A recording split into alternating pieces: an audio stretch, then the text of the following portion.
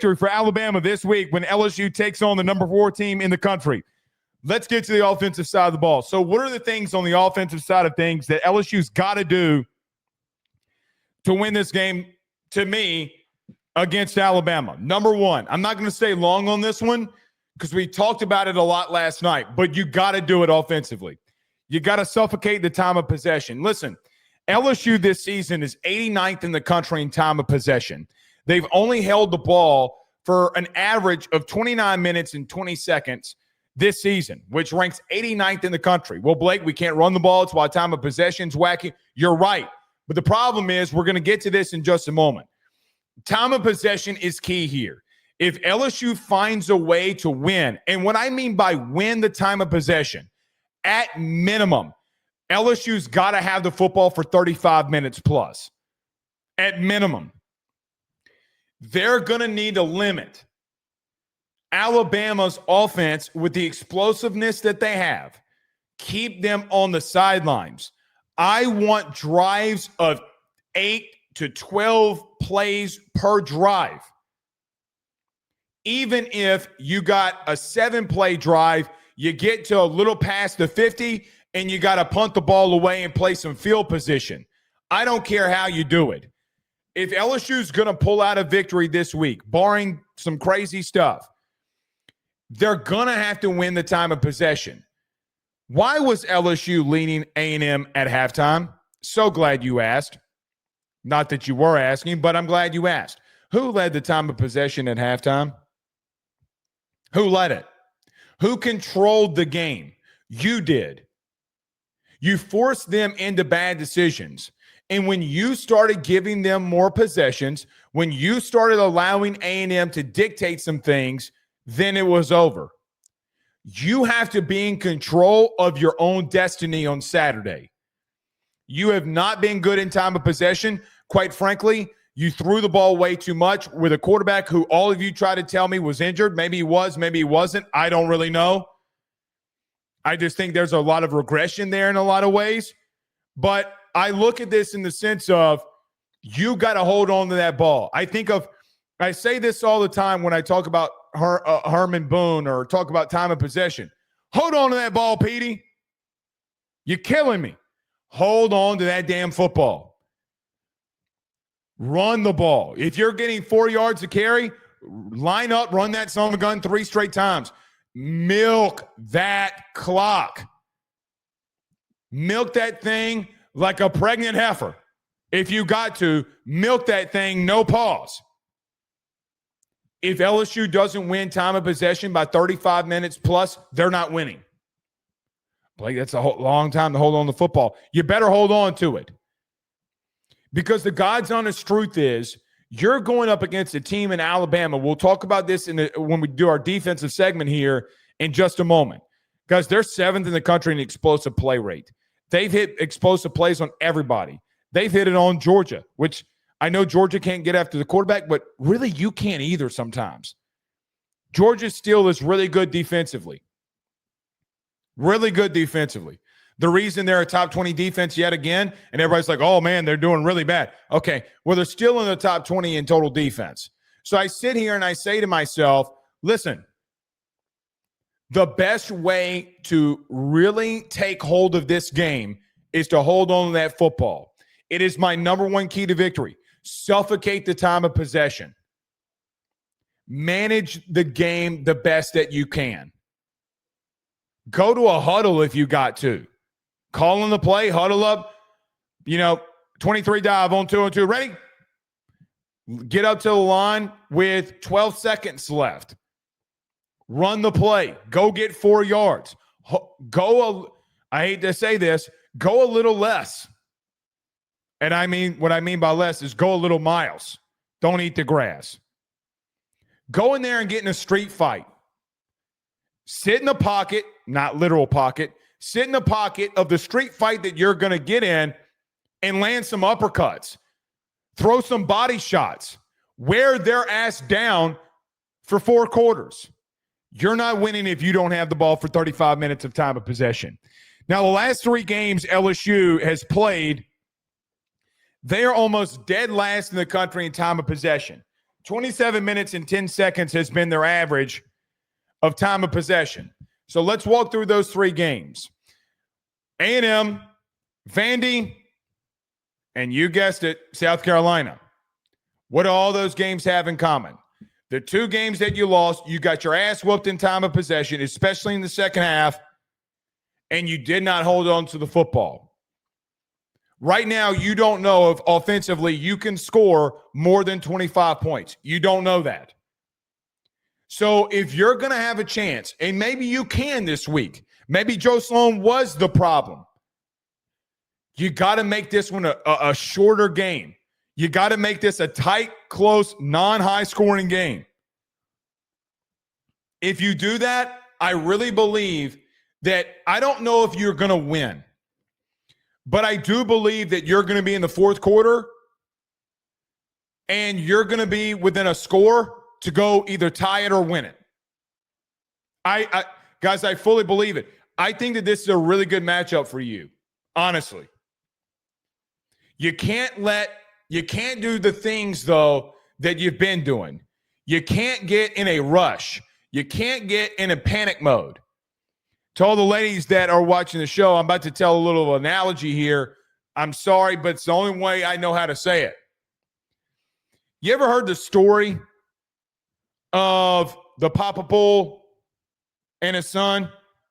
They were sitting up on a hill. And the son said to the Papa Bull, he says, "Dad, I look down over this pasture as we sit up on this hill, and I see a lot of heifers. Let's run down there and go talk to them." The Papa Bull looks at his son and he chuckles. He says, "Son, we ain't got to run. Let's walk." So what am I trying to say here?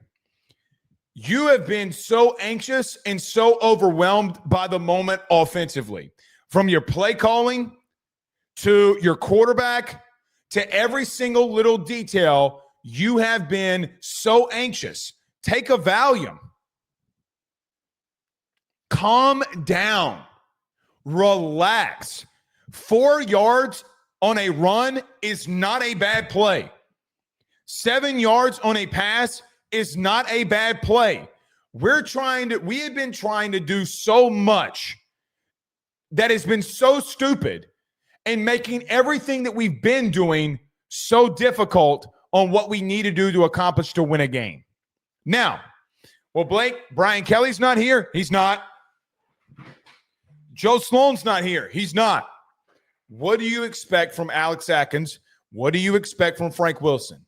Well, what I expect is that they're going to go in there and try to get in a dogfight.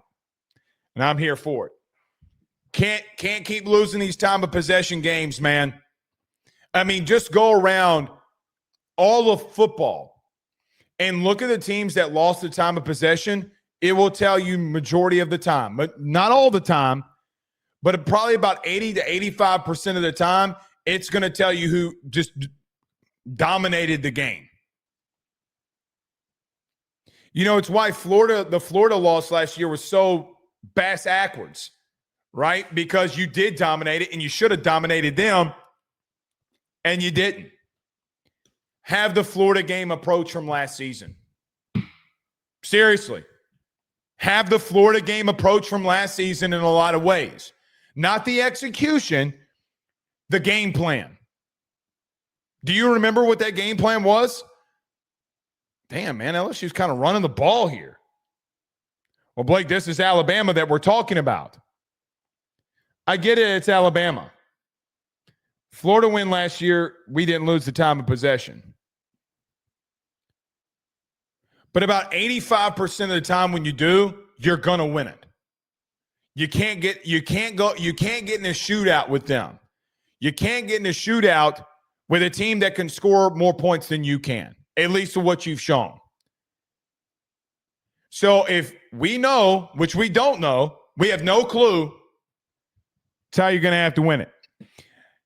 LSU's got to run the ball, man. I don't know how they're going to do it. I mean, it's been a problem in a lot of ways. I do see a light at the end of the tunnel. I've talked about this a lot. Listen, LSU the last 3 weeks, or last 3 games, I should say, last month. Over the last month of games that LSU's played, they've had 58 carries from their running backs for 360 yards, over 6 yards a carry. This is not the best run defense that you've seen. It isn't. This Alabama team gets out of alignment, they get out of assignment, and there have been moments and times they have been pushed around. You know, I think about the Missouri game when I go back and watch Alabama, and I'm like, man, if Missouri would have just stayed with Ahmad Hardy and Roberts and Pabula running the football, they might have won it. They tried to get in a pass-happy attack with a guy in Bo Pabula that just couldn't throw the football effectively enough for them to get points. And then every time that they scored, guys, what was the key feature of what they did? They ran the ball. This isn't the Alabama of old. I actually think you might be able to run the ball this week. I do. I think that there is a chance, excuse me, such bad indigestion. I think that there is a chance that what you've seen over the last month from this running game is a flat-out lie from a statistical analysis standpoint of you being 122nd in the country. I see a lot of my colleagues going out there and saying we can't run the ball. Someone's going to have to start explaining to me the 6 yards of carry from your 3 running backs the last month. Because when I look at Vanderbilt as an example, guys, Vanderbilt is 20th in the country in run defense. A&M is 28th in the country in run defense. And South Carolina is midway through the pack of teams in college football in stopping the run. So what I mean by that is you've already, the last 3 teams that you've faced, all of them have had and faced, or you have faced, excuse me, all of them have had teams that are better at stopping the run than what we've seen from Alabama. Like it's not close. Guys, we're 9 games into this, right? Like this isn't something that, oh, well, I guess we got to kind of see to believe. No, you kind of, gosh, you're two-thirds of the way through this thing. 2/3 of the way through the season. You kind of are getting to understand what these teams are. So you've gone up against multiple top 25 run defenses, and you've been able to run the ball against those teams from your running backs. So I look at this and say, are you 122nd in the country in rushing? Yes, I think it's a lie. Let's see if LSU and Frank Wilson and Alex Atkins can build off of that, because I think that you can. Offensively, another big thing going into this game and a key to victory. If you're constantly in 3rd and 7 plus, you're going to lose. You're just going to lose. This Alabama defense, guys, has been one of the best in the country at getting off the field on 3rd down when it's 3rd and 7 plus. You're going to have to find a way to get multiple times in 3rd and manageable. Alabama's 103rd in the country on 3rd down defensively when it's 3rd and 5 or shorter. Quite frankly, run the ball, and if you got to throw it on 3rd down, make sure it's 3rd and 5, 3rd and 6. Don't get into these long down and distances, because then you start really having problems. Because they have shown through 9 games that when teams methodically move the football, they're able to stay on the field and push the ball on Alabama. You know, I go back to the Vanderbilt game, and I'm like, how is that game tied at half? And then I go and look at every 3rd down from Vanderbilt. 3rd and 3, 3rd and 4, 3rd and 3, 3rd and 4, 3rd and 3. And I say to myself, well, they just kept converting on short yardage distance stuff. You have a chance here. I think that there is actually a game plan and a scenario offensively where you can test them and put pressure on them to almost kind of come out with a win here. No one thinks you can do it. I get it. No one believes it. Everyone believes you're going to get blown out. I get it. I get that. Guys, I look at the recipe for all of this and I say, yeah, I get what y'all are trying to tell me in the 122nd and rushing offense. I look at Alabama defensive and like, they're not good at stopping the run either. LSU's gone up against better run defenses where they've been able to run the ball. They just got more nervous than a long-tailed cat sitting next to a rocking chair, and they got scared. It's like the kid in school who sees a bully and he starts, Gary comes Gary. No, fuck Gary. Go punch Gary in his shit. So what? He's going to punch back. Punch him right in the nose and see what happens. I think you got a chance here. You got to run the ball. You got to win time of possession. And quite frankly, you can't be in third and longs. They do have a really good pass rush. LT Overton, Pierre, they have been very good at getting after the passer.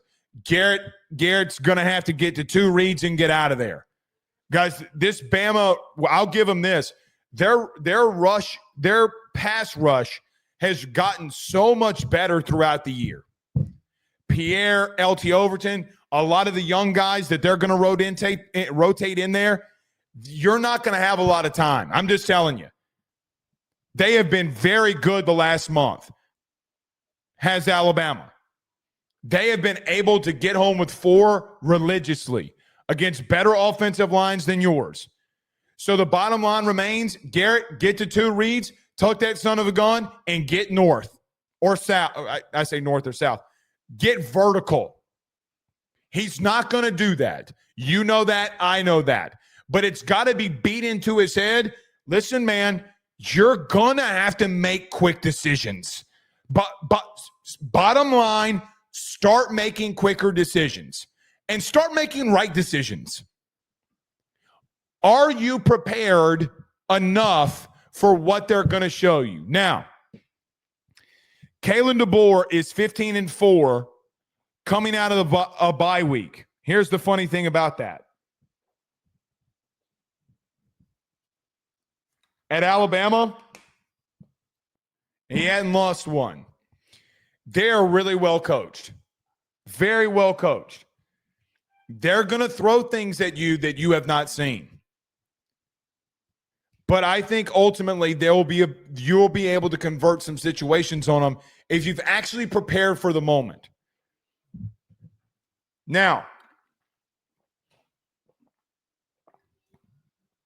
I'm going to say one thing here, and I'm moving on. Is Garrett Nussmeier prepared for this? With all the chaos this week, we hadn't talked about the game much.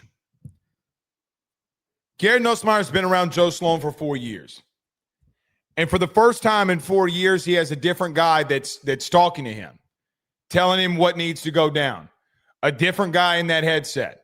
Nobody asked Frank this week, which is dumb. No one asked Frank this week, how was the communication between Alex Atkins and Garrett Nussmeier been? And in that question, they should have asked, has there been any clunkiness? Because, guys, you're going on the road to do this with someone that Garrett has never heard from. Have they prepared enough? I know that whether it be Tiger droppings on 3247, because a lot of you send me these and DM me these about me saying, is Garrett been prepared and done and put in the work? Was play shows that maybe not. He better be prepared this week because there's no more excuses. You can't fall in the excuse of Joe Sloan.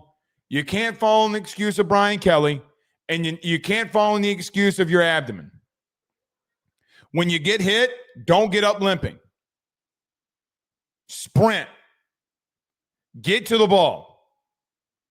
Show that you're mentally and physically prepared for this. I wonder if they're ready. I mean, 2 weeks is a long time. Clearly, we know it feels like 7 years since the last time that we played a game. But quite frankly, he's going to have 3 choices. Get out of there. Go through some quick reads and get out of there. You're athletic enough to get vertical. Be prepared, man. Be prepared. Hopefully he is. Another thing. Last thing about indigestion like a son of a gun. One thing that statistically that doesn't point out, but that the film does for me that I think is going to be interesting. You got to use Barrion Brown and you got to use Chris Hilton this week. Dijon Lee is a really good corner for Alabama. Going to be elite. He's basically like your DJ Pickett. 6'4", long, rangy, got a lot of speed. They mimic a lot of what each other does. It's basically, I think Lee's a little bit heavier than him. A little bit, got a little bit more muscle mass than he does. I've seen teams get vertical on Dijon Lee. I've seen him get vertical with speed. What's Chris Hilton's what is Chris Hilton's role in this game? I point that out. I pointed out. What is his role? What's Barrion Brown's role? You're going to have to try to get vertical on the boundary. I think LSU can get vertical on the boundary. I see both boundary corners for Alabama and do ask myself the question, can LSU's speed really give them problems? If you remember against South Carolina, I brought up LSU needs to attack the far left boundary. They did not do it. Alabama's scoring drive against South Carolina to win it, where did they go, by the way? Just asking. Regardless of that, I think that you can get vertical and take some shots and win those shots. I hope Alex Atkins sees that Jackson and Lee can get caught sleeping and you can get that you can get vertical on them. You need to take some shots. You're not winning if you don't take 8 shots to the boundary to either Chris Hilton or Barrion Brown. You're not winning. You can get past them. They're going to man up. They're going to play quarters. You can get vertical on them. I'm telling you, you can. Garrett or Michael Van Buren is going to have to sit in that pocket and deliver the football. Now, speaking of Michael Van Buren, last thing offensively before we move over to defense. I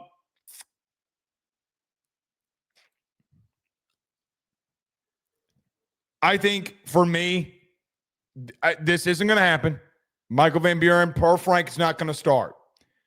We've talked about this a lot over the last 2 weeks. I think Michael Van Buren gives you the best chance to win. I do. I wonder what their game plan is with him. I do. Frank's been asked a lot about Garrett these past 2 weeks. Friendships with Doug Nussmeier need to be thrown out the door. I know you, for your first act, you don't want to I know you don't want to bench the kid. I get it. He does not give you the best ability to win. He doesn't. Guys, I will tell you, there's a fine line at the quarterback position. The health of your team is a part of that. Things start getting bad, you got to go to number 11. Let's just call it what it is. If you're asking me, he would start. Let's see what happens. Maybe you make a move, maybe you don't, but we'll see. Garrett's got to have a big game here. He's got to have a big game. All right, let's move over to the defense. We must be aggressive and be more aggressive than we've ever been. I look at Ty Simpson and say, listen, he's going to get his regardless. I hate to say it like this, but it's the truth. Ty Simpson is going to make really good throws. He is going to get you. You might as well get over it now. Because if you think going into this game that Ty Simpson's not going to make some elite throws and make some elite decisions, you're flat out wrong. The thing that I look at Ty Simpson the most, he's got 20 touchdowns and 1 interception. He's got 3 fumbles, though.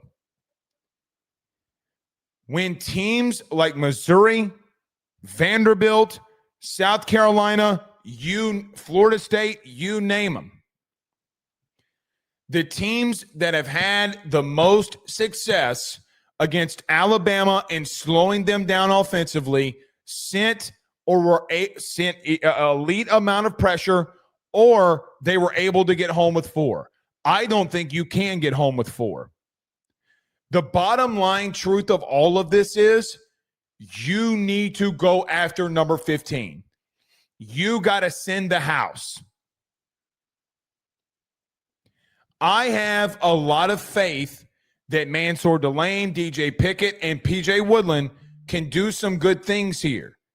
I'm not saying be in man coverage the whole time. I'm not saying not to mix it up.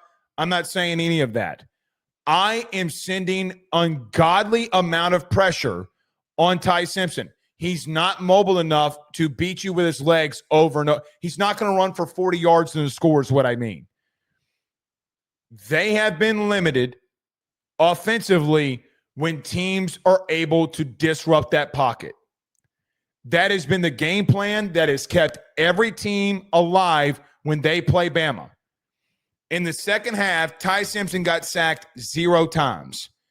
In the first half versus Vanderbilt, he got sacked 2 times.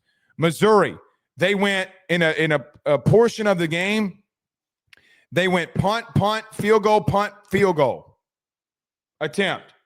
Made 1 field goal, missed another, and they punted on the rest. What happened there? Sack, tackle for loss, sack, tackle for loss, and they had a sack.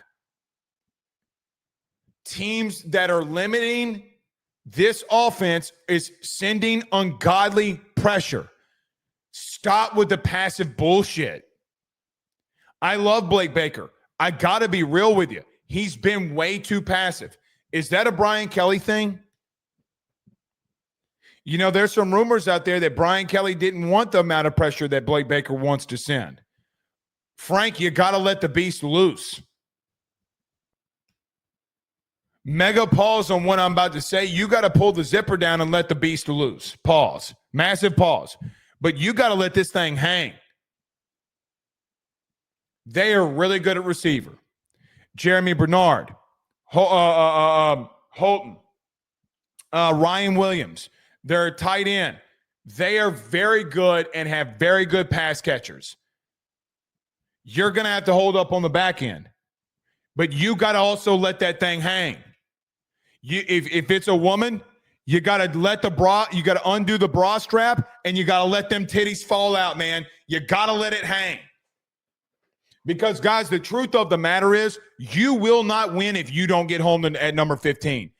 You got to let the titties hang. You know when your old lady gets home and she takes the bras off and them things come out and she goes, oh, you know what I'm talking about. You know what I'm talking about. All of you've been there. Let that thing hang. Massive pause, but let it hang out. You got to rip it. Ty Simpson can get flustered in the pocket. He can. He's not a big kid. He's 6'2", 210, 215 pounds. He's not a big dude. He ain't going to run like that. Send the heat. Send the heat. Now, you keep calling the same shit over and over again, by the way, Ty Simpson will eat your ass alive. You better be very creative.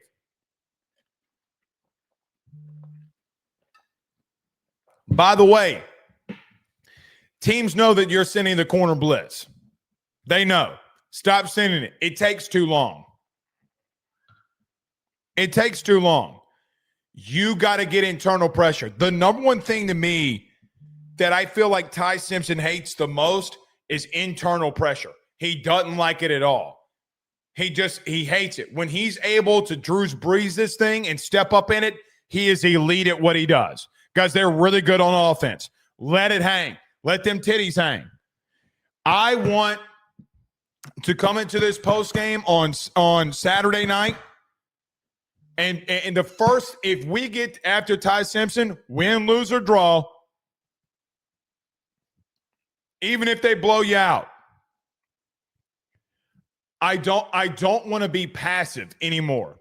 You've been way too passive the last month. And I want to come out here Saturday and say to all of you that were watching the show on Thursday to Keys to Victory, we finally did it. We let them titties hang. You better let it all out. Blitz all night. Make them remember the night they played the Tigers. All right. Something that's interesting on sending the pressure that you have not been good at doing. LSU is 89th in the country in tackles for loss. Alabama is 110th in the country at allowing tackles for loss. Something's got to give.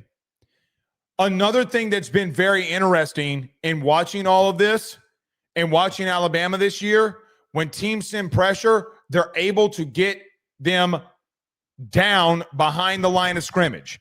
LSU has not been good at all at forcing negative plays.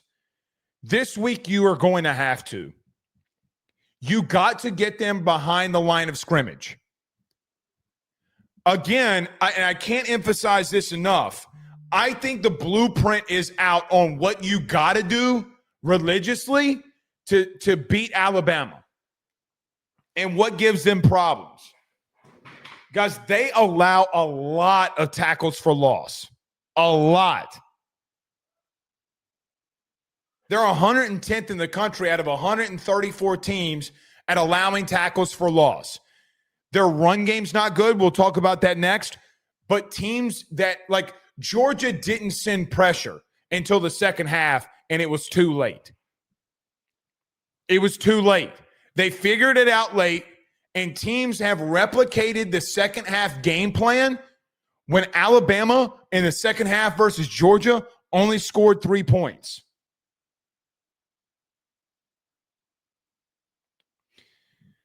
Harold Perkins, man, this is your time to shine.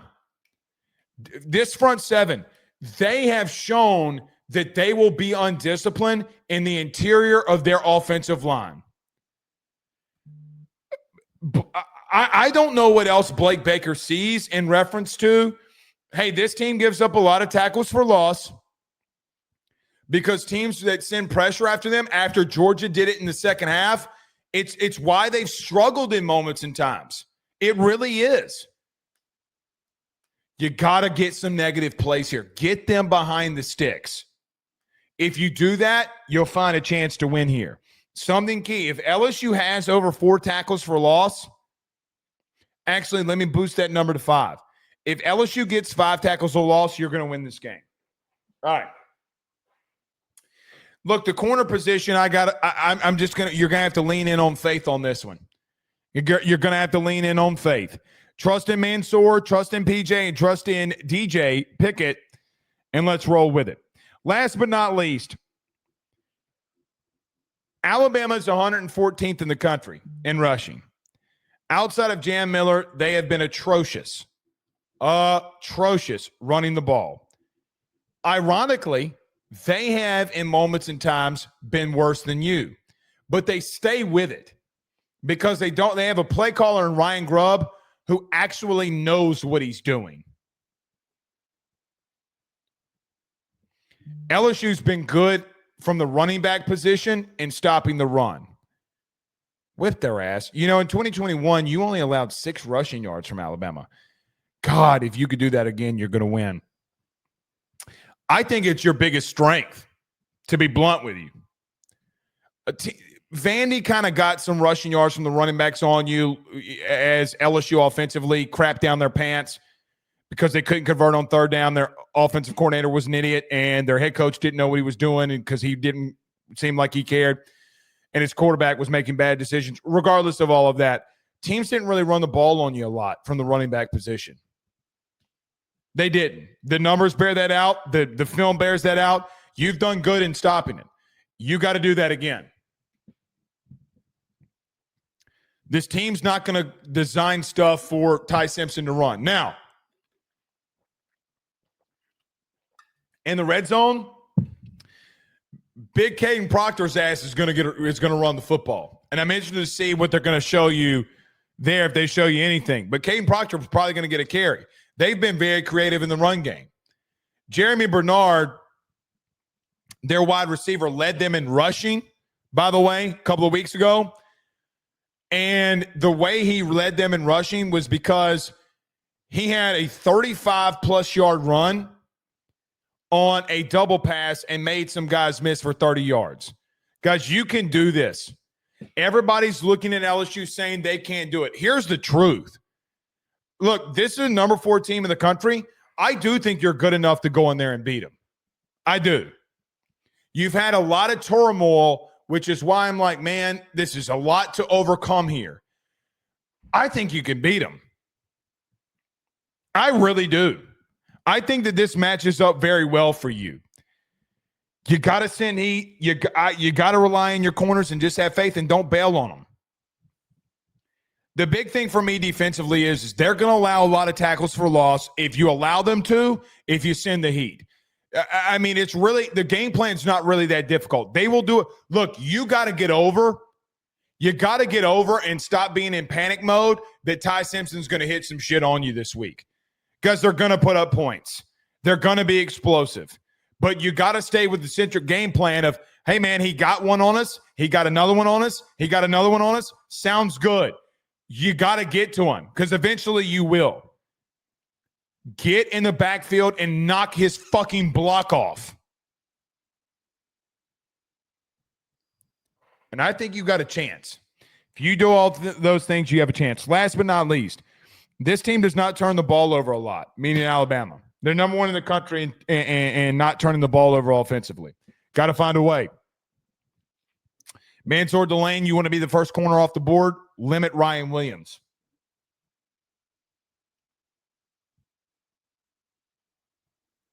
Do what you do against Ryan Williams. Listen, man, I like this matchup. I think if you play who you are and not this bullshit, and your offense isn't scared, like seeing like a groundhog seeing its shadow, I think you got a chance.